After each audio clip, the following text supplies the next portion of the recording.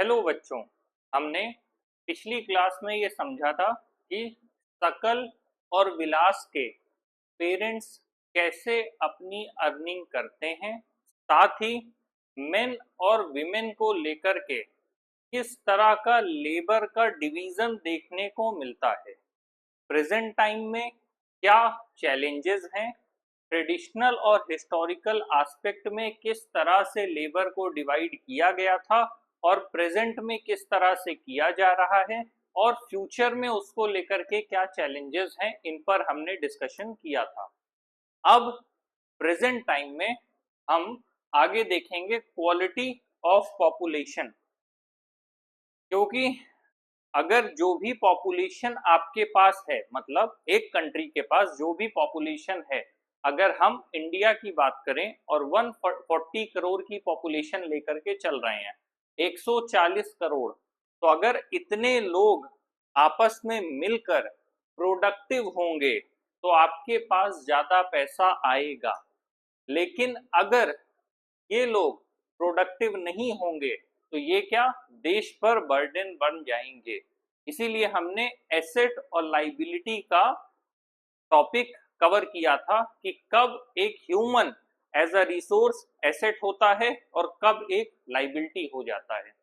और हमें उसी डायरेक्शन में ये देखना होगा कि जो भी हमारे पास पॉपुलेशन है वो ज्यादा से ज्यादा प्रोडक्टिव हो, जिससे कि हमारा जीडीपी हो, नेशनल इनकम हो, सब कुछ कम्युलेटिव वे में उसका ग्रोथ हो, और साथ ही पर कैपिटा इनकम में भी बढ़ोतरी हो।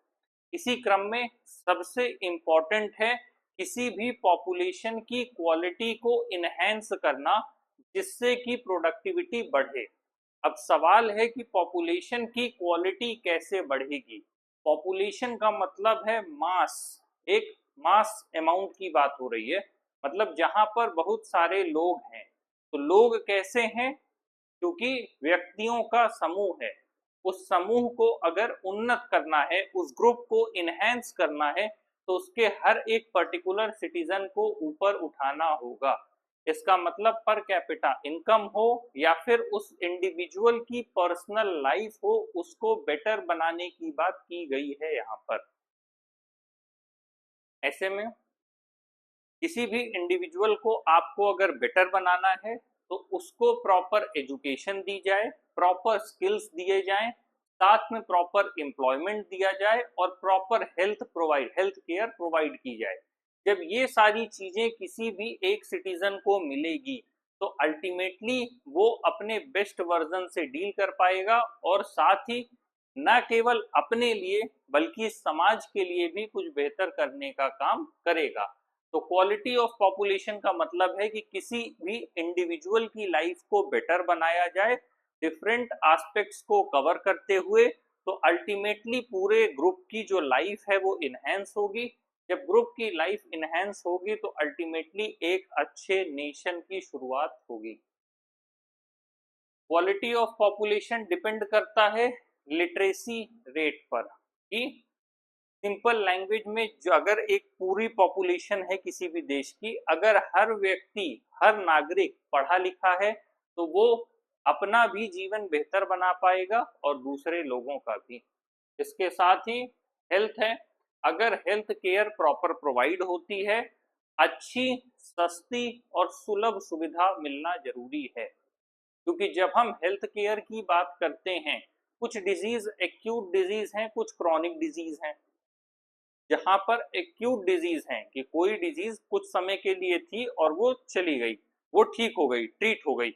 लेकिन कुछ क्रॉनिक डिजीज हैं, अगर उस क्रॉनिक डिजीज में प्रॉपर किसी को हेल्प नहीं मिलेगी तो अल्टीमेटली उसकी हेल्थ खराब होगी। उस हेल्थ खराब होने से उसका काम इम्पैक्ट होगा, और उसका काम इम्पैक्ट होने से जो भी उसकी प्रोडक्टिविटी है वो कहीं ना कहीं हैम्पर कर जाएगी। तो साथ ही जब किसी भी व्यक्ति की हेल्थ अच्छी होगी तो लाइफ एक्सपेक्टेंसी अच्छी होगी। लाइफ एक्सपेक्टेंसी को हिंदी में जीवन प्रत्याशा कहते हैं। जीवन प्रत्याशा का मतलब है किसी भी एक व्यक्ति की औसत जीवित रहने की अवधि, कि औसतन एक व्यक्ति कितनी उम्र तक जीवित रहता है, उसे हम लाइफ एक्सपेक्टेंसी कहते हैं। तो यहाँ पर हेल्थ के थ्रू लाइफ एक्सपेक्टेंसी बढ़ेगी और over the period of time कोई भी व्यक्ति अपने स्किल को फॉर्म कर पाएगा।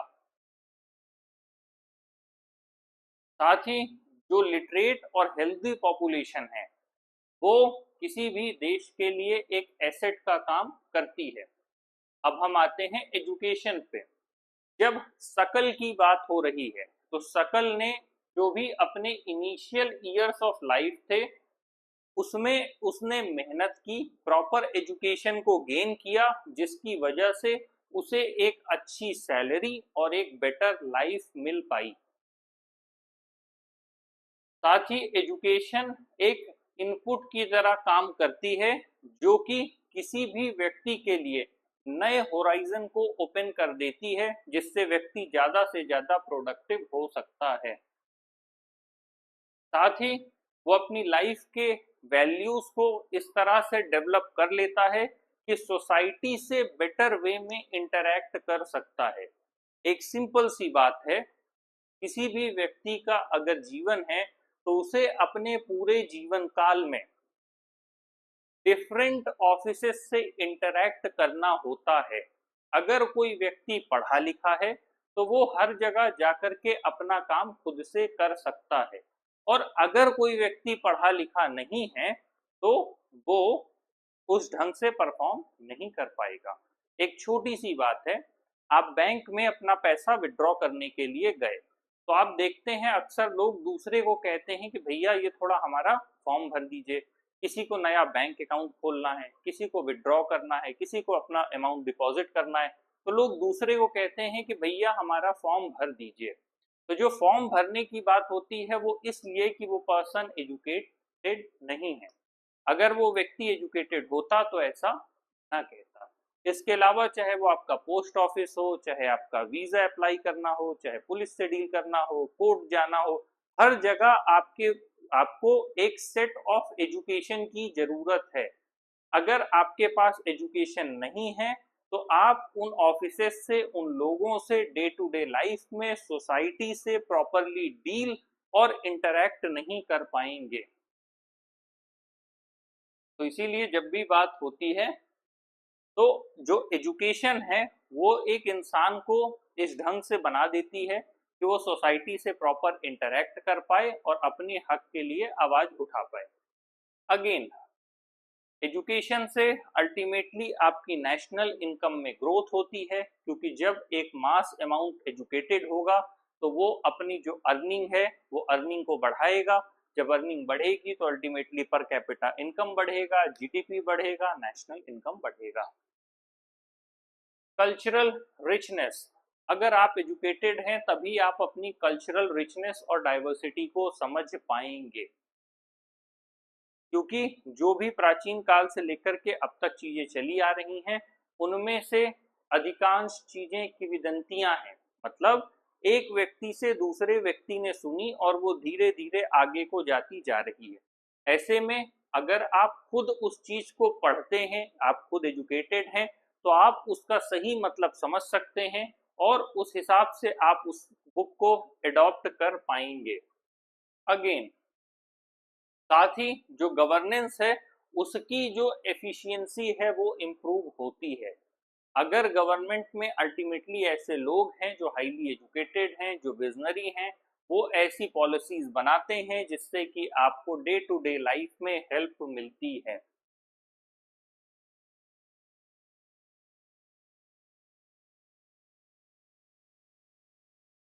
साथ ही ह्यूमन बीइंग एक पॉजिटिव एसेट होने के साथ साथ एक नेशनल रिसोर्स भी है जिसे कि चेरिस्ड किया जाना चाहिए, डेवलप किया जाना चाहिए और नर्चर किया जाना चाहिए। इसीलिए कहा जाता है कि जो भी बच्चे हैं कल को, जो भी यही इन्हीं बच्चों में से निकल करके आगे चल करके बच्चे अलग अलग पदों पर जाएंगे और देश को संभालने का काम करेंगे। इसीलिए अगर किसी देश को अपने मूल्यों को मजबूत करना हो तो उसे सबसे पहले अपने नींव पर काम करना चाहिए, जो कि छोटे बच्चे हैं। लेकिन इसके साथ एक और प्रॉब्लम आती है कि जब बच्चों को नर्चर करने की बात आती है तो हर एक बच्चा अपने आप में डिफरेंट है, एक अलग तरह के बैकग्राउंड से आ रहा है और उसको प्रॉपर रिचनेस मतलब जो एजुकेशनल रिचनेस है वो प्रोवाइड करने में काफी मेहनत पड़ती है। एक बच्चा जो ग्रामीण क्षेत्र से आ रहा है और एक बच्चा जो नगरीय क्षेत्र में है और एक बच्चा जो महानगरीय क्षेत्र में है, मतलब एक रूरल में है, एक अर्बन में है और एक आपका मेट्रोपॉलिटन सिटीज में है। तो जो अलग अलग जगहों पर बच्चे हैं उनको मिलने वाली इंफॉर्मेशन, उनको मिलने वाली नॉलेज और उनकी जो केयर है वो काफी डिफरेंट है। ऐसे में बड़ा मुश्किल हो जाता है हर एक बच्चे को एक universal level of education provide करने में। हम हर बच्चे को एक नेशनल रिसोर्स बनाना चाहते हैं, लेकिन उस नेशनल रिसोर्स को बनाने के लिए एक प्रॉपर लेवल ऑफ एजुकेशन की जरूरत है। लेकिन जब हर बच्चा डिफरेंट है तो उसे थोड़ा एजुकेट करने में प्रॉब्लम आती है। साथ ही कुछ बच्चे ऐसे हो सकते हैं जो दिव्यांग हो, जिनको बचपन से पढ़ने लिखने में समस्या हो, किसी को पोलियो हो, किसी को मेंटल डिसऑर्डर्स हो या इस तरह की जो डिफरेंट प्रॉब्लम्स हैं, किसी को ग्रोथ में इश्यूज हैं। तो जो ऐसी प्रॉब्लम्स हैं इनसे निपटना और उनको एजुकेशन प्रॉपरली दे पाना भी कहीं ना कहीं एक चुनौती है। साथ ही कोशिश ये किया जाता है कि पूरी सेंसिटिविटी के साथ हर बच्चे को एजुकेट किया जाए जिससे कि वो अपनी लाइफ को बेटर से बेटर बना सके।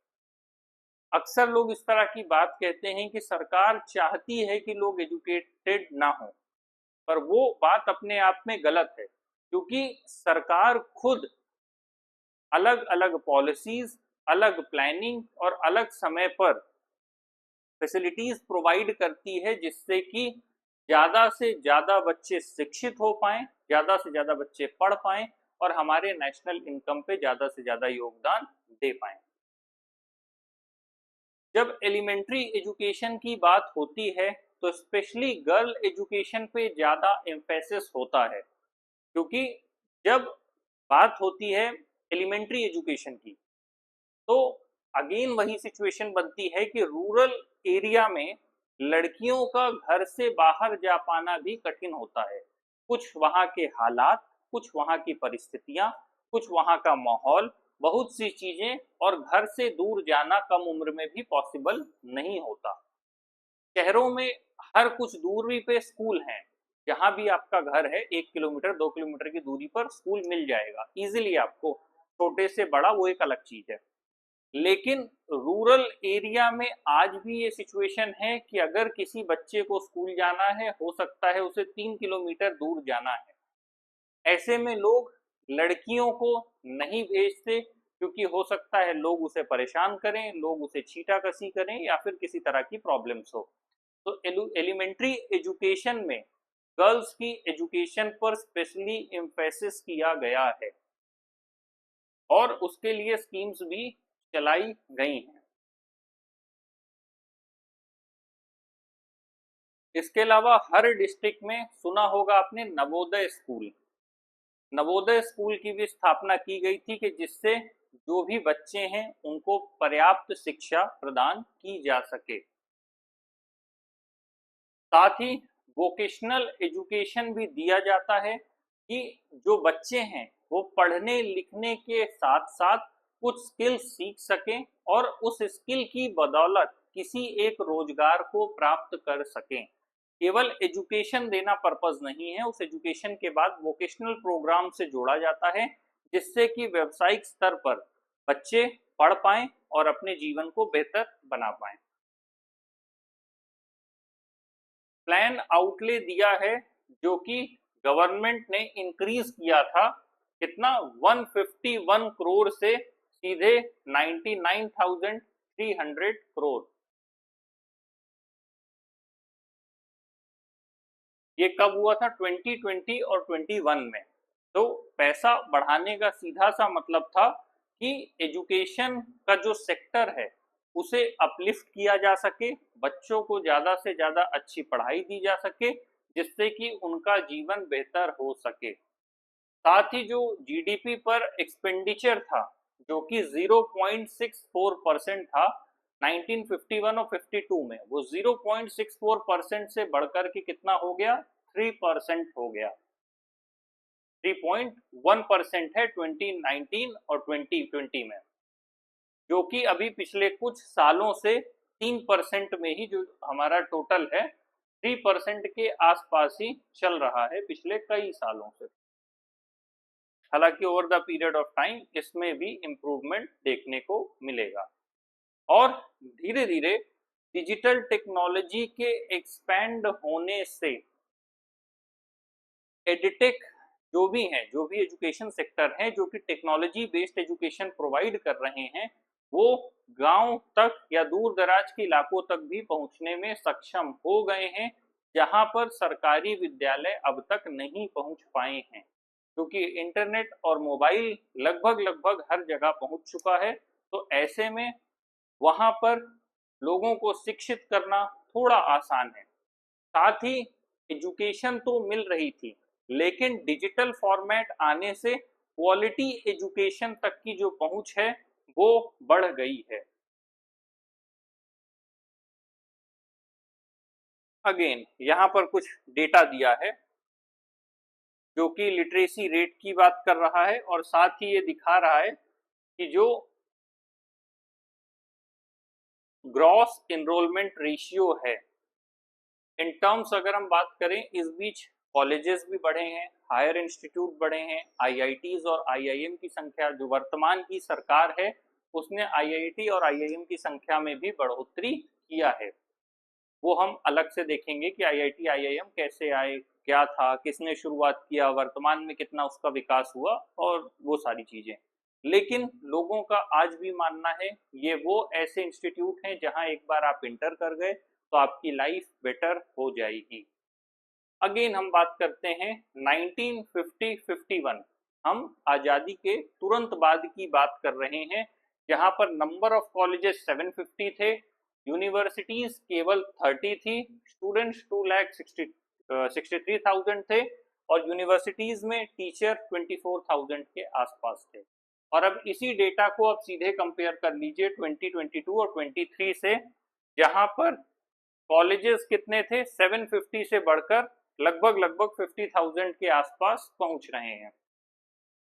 यूनिवर्सिटीज जो पहले 30 थी वो अब 1085 है, और उसके बाद जो स्टूडेंट्स हैं वो लगभग 2,50,000 से सीधे कितना हो गए, 4 करोड़ 18 लाख के आसपास पहुंच गए।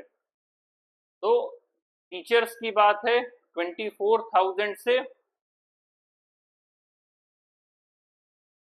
15 लाख के आसपास है, जो कि डेटा दे रहा है 2021 और 2022 का। तो ये डेटा क्या बता रहा है, सिंपली ये डेटा बता रहा है कि जो ये ड्यूरेशन था, उस ड्यूरेशन में एजुकेशन में लगातार इम्प्रूवमेंट देखने को मिली है। इस एजुकेशन में पूरा इम्प्रूवमेंट करने का सिर्फ एक ही मकसद है कि देश के हर नागरिक को सशक्त बनाया जाए, हर सिटीजन को एक रिसोर्स और एसेट में कन्वर्ट किया जाए, जिससे कि हम अपने जीवन को बेहतर बना सकते हैं। अगेन सबसे बड़ी प्रॉब्लम क्या थी, जो पुअर स्कूलिंग है। ग्रामीण क्षेत्र में विद्यालयों को बना देने के बाद भी वहां से पूरी तरह लोगों को छुटकारा इसलिए नहीं मिल पाया। मान लीजिए कि आपने हर जगह ग्रामीण क्षेत्र में विद्यालय बनवा दिए, विद्यालय बनाने के बाद चुनौती सिर्फ शिक्षक पहुंचाने तक की नहीं थी, टीचर तो वहां तक पहुंच गए, दूसरे स्तर पर चुनौती थी कि बच्चों को स्कूल तक कैसे लाया जाए। बच्चे स्कूल आने को ही तैयार नहीं थे। उनके पेरेंट्स के अपने ये तर्क थे कि अगर हमारे बच्चे खेत में काम करेंगे तो कुछ प्रोडक्टिव वर्क कर रहे हैं, ये पढ़ लिख कर आखिर हमको क्या मिलेगा। इसमें एक सबसे बड़ी गंभीर समस्या ये है कि एजुकेशन के साथ जिस व्यक्ति ने एजुकेशन लिया, या तो उसने कुछ अच्छा हासिल कर लिया, और जिसने मिड लेवल की एजुकेशन ली उसके हाथ कुछ भी नहीं आया। कहने का मतलब जिसने बहुत अच्छी एजुकेशन की, पढ़ा लिखा, अच्छे कॉलेज में चला गया, अच्छी नौकरी मिल गई, वो उसकी जो एजुकेशन है वो सफल हो गई, लेकिन जिस व्यक्ति ने मिड लेवल पर रहते हुए एजुकेशन पूरी ग्रहण की, सब कुछ किया, लेकिन उसके बदले उसे वापस से आउटपुट नहीं मिला, एजुकेशन में उसने इनपुट लगाया लेकिन आउटपुट नहीं मिला, तो ऐसे व्यक्ति के लिए एजुकेशन क्या है, रिवर्स काम करती है और उसे देखकर सोसाइटी एक एग्जाम्पल सेट कर लेने लगती है। मान लीजिए एक व्यक्ति ने बीए किया, एमए किया, रिसर्च किया, मतलब 12 साल उसने स्कूल में पढ़ाई की, 3 साल का बीए किया, 2 साल का एमए किया और 5 साल का रिसर्च किया, कुल मिला के 10 साल इधर पढ़ा, 12 साल उधर पढ़ा, बचपन से पैदा होने के बाद से लेके 30 साल की उम्र तक वो व्यक्ति पढ़ता रहा और पीएचडी करने के बाद भी उसको एक प्रॉपर अच्छी नौकरी भी नहीं मिली। ऐसे में वो समाज के लिए एक उदाहरण बन जाता है कि देखो इतनी शिक्षा प्राप्त करने के बाद भी क्या मिला। जबकि इसके विपरीत जिस व्यक्ति ने अच्छी पढ़ाई की, आईआईटी चला गया, आईआईएम चला गया, एनडीए सीडीएस में क्वालिफाई हो गया, यूपीएससी क्रैक कर लिया, तो जिस व्यक्ति की पढ़ाई सफल हो गई उसको देखने का रवैया दूसरा हो जाता है, जिस व्यक्ति की पढ़ाई असफल हो गई उसको देखने का रवैया अलग हो जाता है। इन सिंपल टर्म्स, लोगों ने जहां इनपुट डाला लेकिन आउटपुट नहीं मिला तो उसे सोसाइटी हीन भावना से देखती है, और जहां पे इनपुट डाला, आउटपुट मिल गया, वहां पर लोग खुश होने लगते हैं। तो जब ये वाली सिचुएशन बनती है तो इसकी वजह से कई बार लोग नेगेटिव एग्जांपल्स ले लेते हैं कि इनपुट डालने के बाद आउटपुट नहीं मिला तो एजुकेशन को हासिल करने का पर्पस क्या है। और इसीलिए ग्रामीण क्षेत्र में कई बार पेरेंट्स का ये तर्क होता है कि हमारा बच्चा खेतों में जाएगा, काम करेगा और उससे जो प्रोडक्टिविटी मिलेगी एटलीस्ट रोज का 100, 200, 300 रुपए कमा लेगा। तो इसकी वजह से भी कई बार प्रॉब्लम्स देखने को मिलती है। तो एक तरफ बच्चों को स्कूल तक लाना, दूसरी तरफ टीचर्स को स्कूल पहुंचाना, और इन दोनों के बाद एक क्वालिटी एजुकेशन प्रोवाइड कर पाना, ये सबसे कठिन काम है। क्योंकि क्वालिटी एजुकेशन अगर आप बच्चों को नहीं प्रोवाइड कर रहे हैं, प्रॉपर नर्चर नहीं कर रहे हैं, तो वो बच्चे आगे बड़े होने के बावजूद भी अपनी जो लाइफ है उसको संभाल नहीं पाएंगे।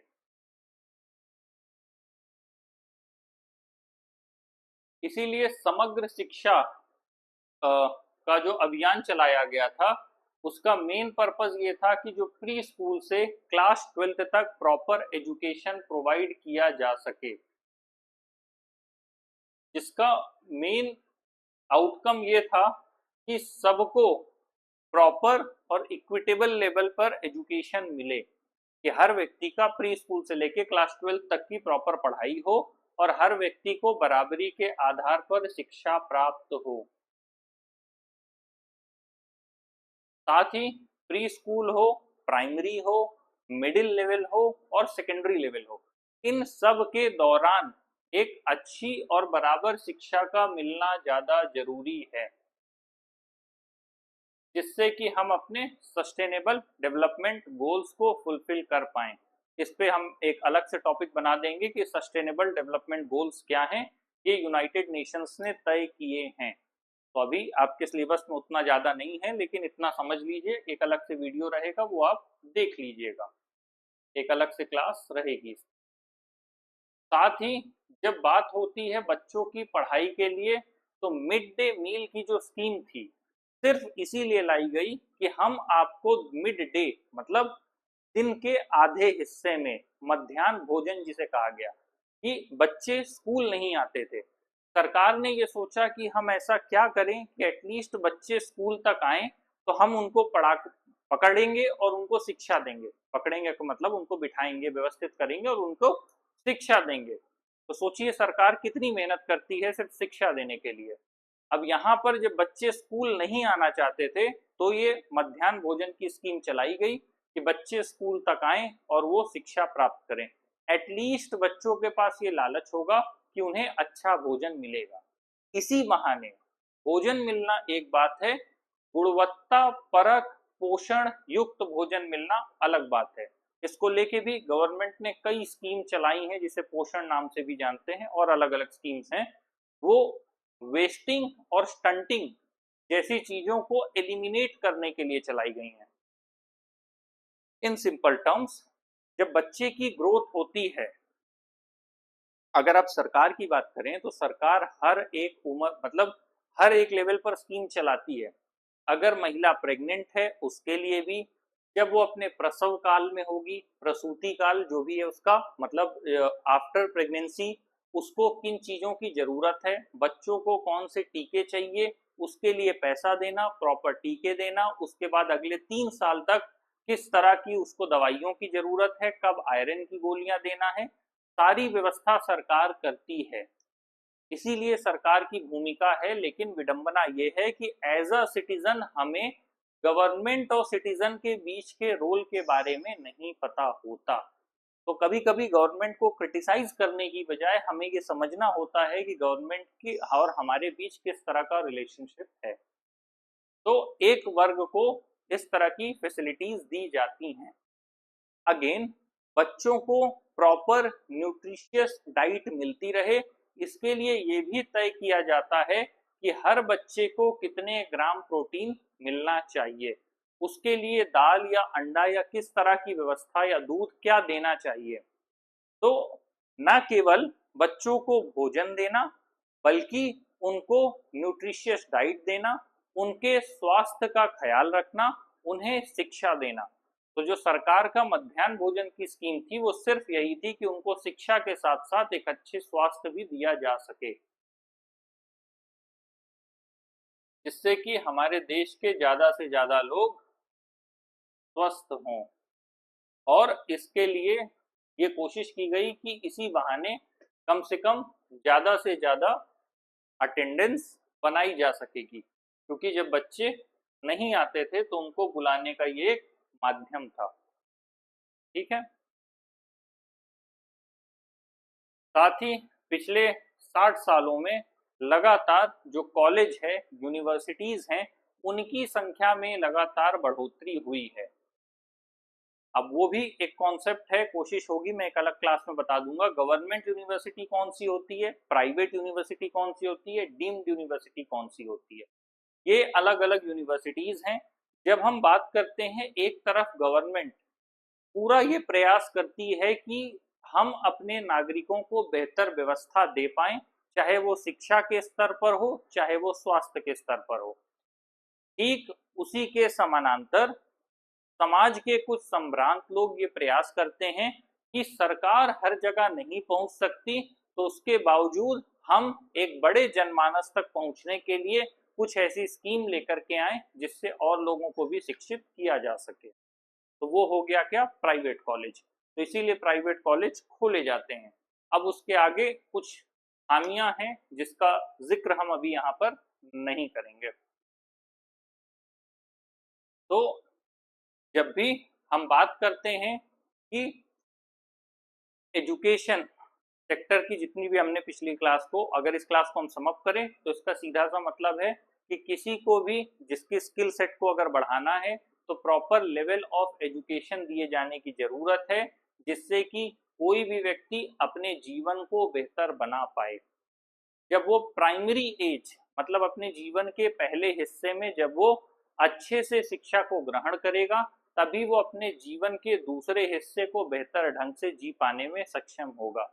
इसीलिए हमारे लिए एजुकेशन और स्किल डेवलपमेंट सबसे ज़्यादा जरूरी काम है। तो आज की क्लास हम यहीं क्लोज करते हैं। Thank you.